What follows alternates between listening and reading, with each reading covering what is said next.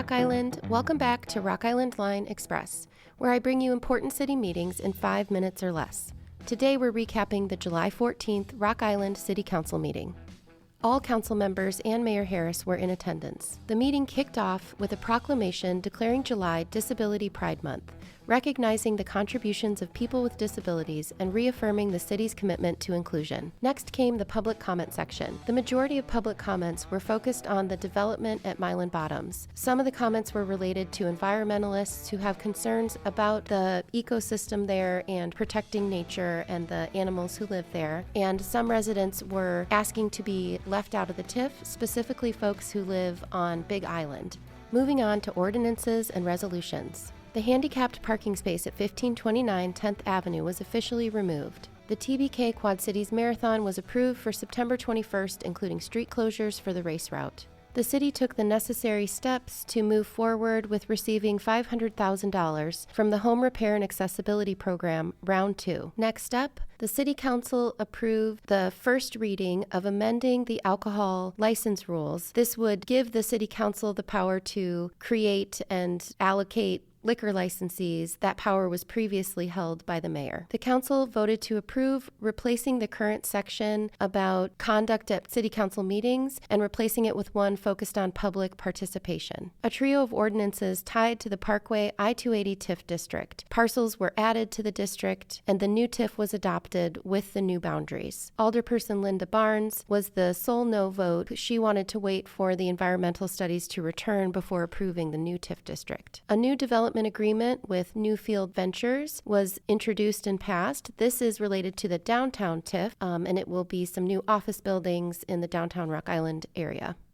Moving on to the consent agenda items. The consent agenda was robust. There were nearly $4.5 million in claims, payroll, and ACH transfers.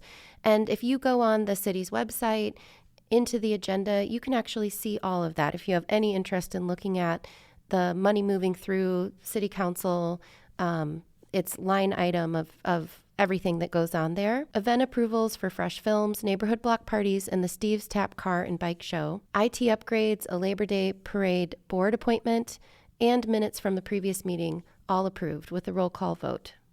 The city approved $170,000 in water and sidewalk work from local contractors. The police department entered into a $20,000 recruitment media contract using ARPA funds. A lease with Iowa Interstate Railroad and a legal waiver with Friendship Manor were also approved. And budget adjustments were made to the MLK Activity Fund and CDBG block grant funds. That last point, there was some kind of discussion back and forth between council members about how to allocate funds between the block grant, MLK Center. One of the libraries needs a new elevator, and if you're interested in watching that interchange, you could go to the City Council's, the City of Rock Island's website and view the YouTube video. The city had to approve the 2025 to 29 Consolidated Plan and Annual Action Plan for the Community Development Block Grant Funding, which guides federal dollars to public services, facilities, and housing. And finally, a signage variance for business on 60th Avenue West was granted. Live music and outdoor alcohol service at Bent River Brewing in September was announced. The 30th annual Rock Island Grand Prix go-kart race downtown over Labor Day weekend should be a good time. Council briefly convened as the Rock Island Regional Port Authority. There were no updates there, and then they returned to the regular session. The meeting wrapped up with a closed session on litigation and closed meeting minutes, then adjourned until July 28th. And that's your recap of the July 14th Rock Island City Council meeting. It was a long one. I think it was like almost 3 hours maybe. So I'm sure we didn't cover everything here. Feel free to go to the City of Rock Island's website to view the agenda, look at the documents in more detail, or watch the City Council meeting. Be sure to like, follow, and share the Rock Island Line. You can find more updates and resources at rockislandline.com. Until next time, stay engaged and stay Rock Island.